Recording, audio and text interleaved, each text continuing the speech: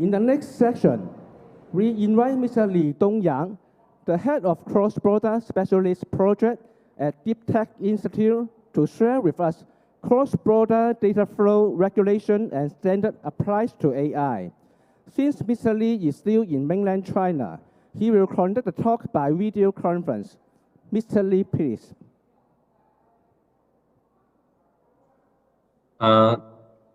各位现场的嘉宾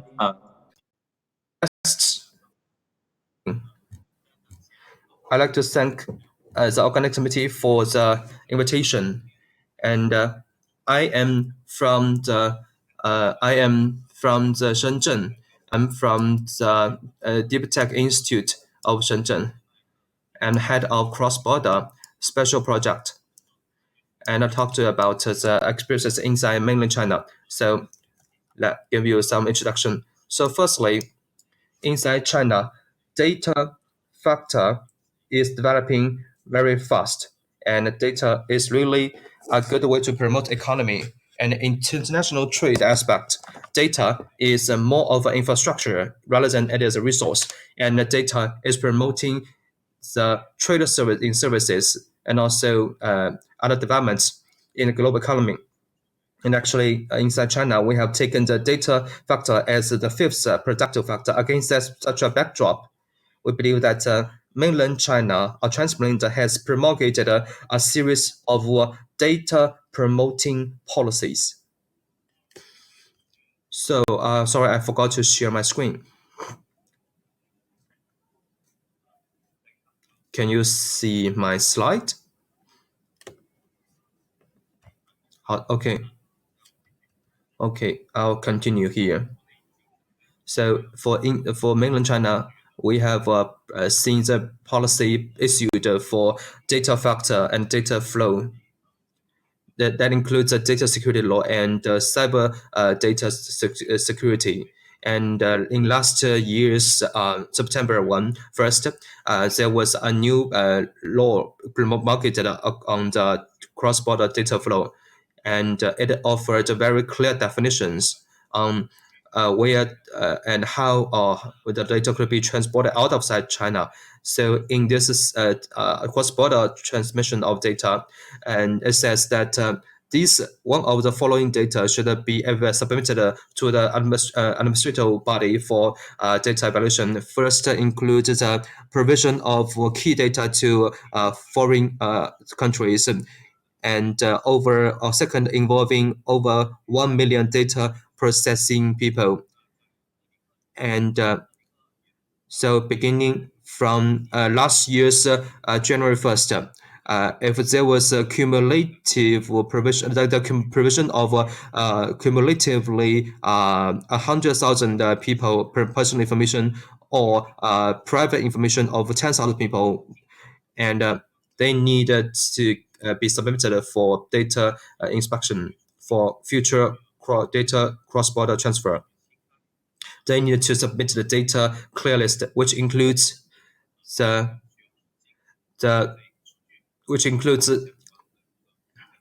data list of data relevant details, the data scope, and also when it comes to the data visitor number, we need to clarify and explain it. And also, when the data is transported beyond the China national border, we also need to have a description of the data security protection. And when it comes to these aspects, there were definitions. First includes the supervisor, which is China's domestic offices of online insecurity, and they will be there to be responsible. And there was also the Central Committee of Cybersecurity, and they will also work with security institutions and responsible security organs to supervise the compliance. And then there was a need for submitting these compliance reports, and of course the data processing information needs to be included. and we need to treat this data and check the data.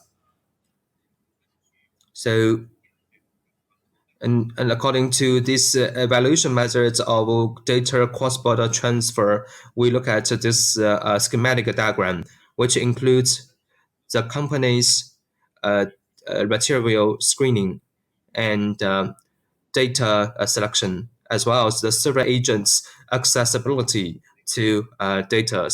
So we can see that first up, the company needs to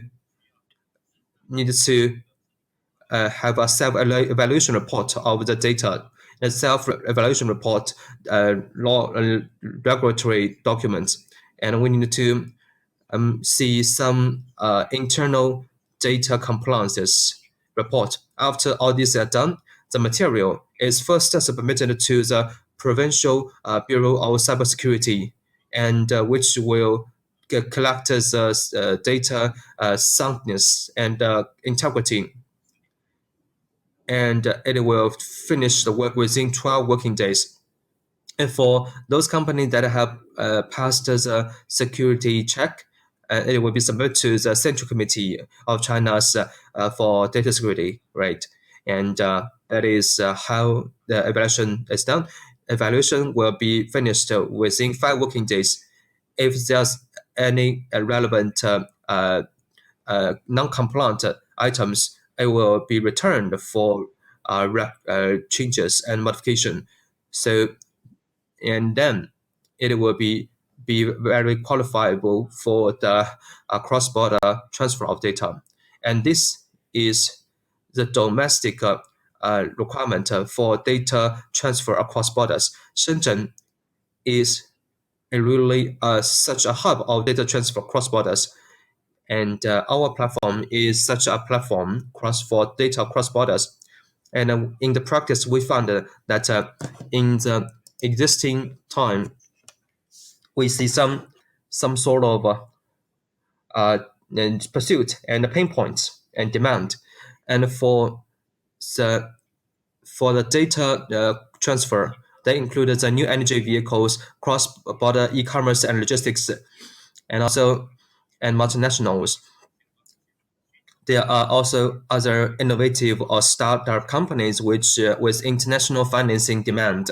When some companies who also need to be listed in the Hong Kong Stock Exchange, and so they may encounter all these issues. First is the data classification, how to identify the key data, and I just mentioned that when we need to transfer the data across borders, this data needs to be submitted for approval. And how do we evaluate the significance of this critical data, and how can we make sure that the data is stored very effectively?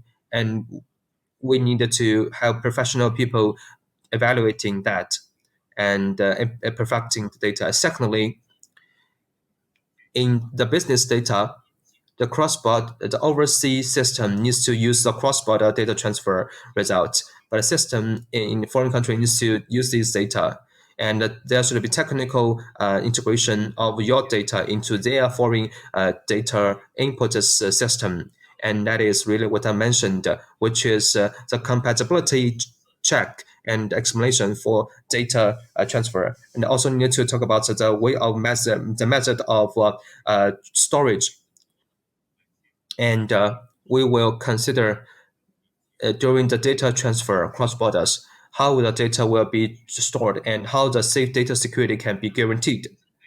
So about this topic of mentioned, I summarized the typical cross-border data transfer landscapes, and this is the major landscapes that includes the cross-border asset proof and cash flow cross borders. And so there was a need for cross-border data. The main solutions are that individuals carry these resources and documents so that they can get the data verified online, and which may faces the in mainland China and Hong Kong validations of the data. And when it goes to other foreign countries, there was also the certification of the data validity and effectiveness. These are kind of hindrance to the business flow of data across borders. So for these questions, we at the Deep Tech Institute, we have a look at the domestic demand, and we have did some tests. So actually, last year we have finished the first data cross-border transfer, which helped the foreign investors to get to analyze and formulate a data report, so that the foreign investors can know and analyze the domestic investment environment. That is the cross-border transaction. We are also trying to look at different methods of making it happen. And also will help the relevant departments to actually formulate the data management by categories. So by analyzing the different industry, we will try to come up with a recommendation for priority of different data in different industries. And based on that, we will get certification by the regulation department in China and try to have a better regulation of the cross-border data transfer, and so that we can provide a better environment for data cross-border transfer supervision and monitoring. The above mentioned content are very professional. Some companies, when they deal with the data transfer, they are not familiar with the domestic data cross-border transfer regulation policy, or they lack the knowledge of that. So in light of that situation, our Shenzhen Data Exchange also have provided the consulting services for all the companies based in Great Bay Area and companies in Hong Kong and Macau. So actually you could reach us to get the consulting services regarding the policy through online channel or phone calls. And also, we will also help to better align your data transfer with our policy. And also we will provide guidance for preparation for application of the approval for cross-border data transfer. So we have online platforms to provide these consulting services. We're also considering setting up service station in Hong Kong so as to provide a better access to companies in Hong Kong. So these are the expert group.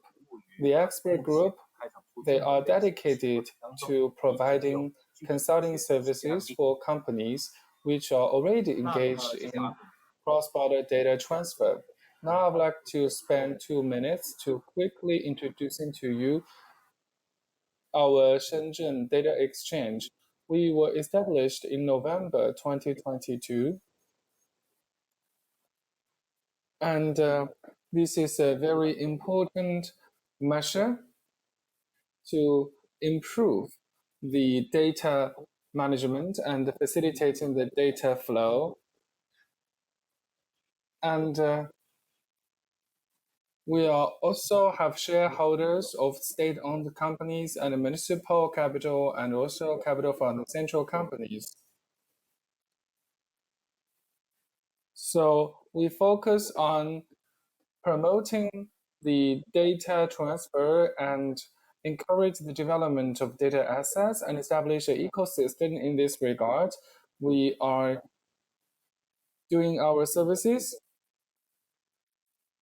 So we provide services to 29 provinces and municipalities, and our ecological partners have reached more than 1,000. We also promoted the compliance system, applying for the cross-border data exchange and transfer, and also we are get better connected with the international space and data space innovative lab to promote our data transmission technologies connection with the rest of the world, so as to promote the trend of the assetization of the data, and also we provide support for gathering of the data. So we now have gathered more than 2,000 items of data resources, and the field has reached over 10,000. And this is a national level data resource platform. And in terms of the law compliance work, this involves the data outbound transmission and domestic data management policy. So we provide dynamic compliance and also a 4-step review and approval process to help you to minimize the risks in terms of the law compliance and to reduce your cost for law compliance. And we also have strong technological capability to ensure security of data transaction. We have established a whole process data technology service architecture on top of that to promote the connectivity of the data and data transaction. And also we provide industrial level data technology solution in terms of our ecology development. We are actually connected with the top expert resources by working with agencies and by coordinating relevant technology standards. We have promoted the development of the data ecosystem in China, and also by organizing the competitions, we also have cultivated more talents. Last week, we just finished the competition promotion in Hong Kong, and we launched the first Great Bay Area Data Development Innovation Competition. We do hope that by organizing these activities, we can encourage the cultivation of data scientist talent.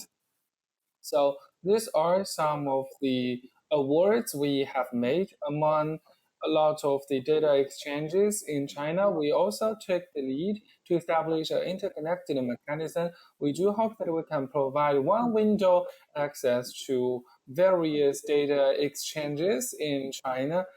So when you have contact with data exchange center in Shenzhen, you can also be connected with other data exchanges across China.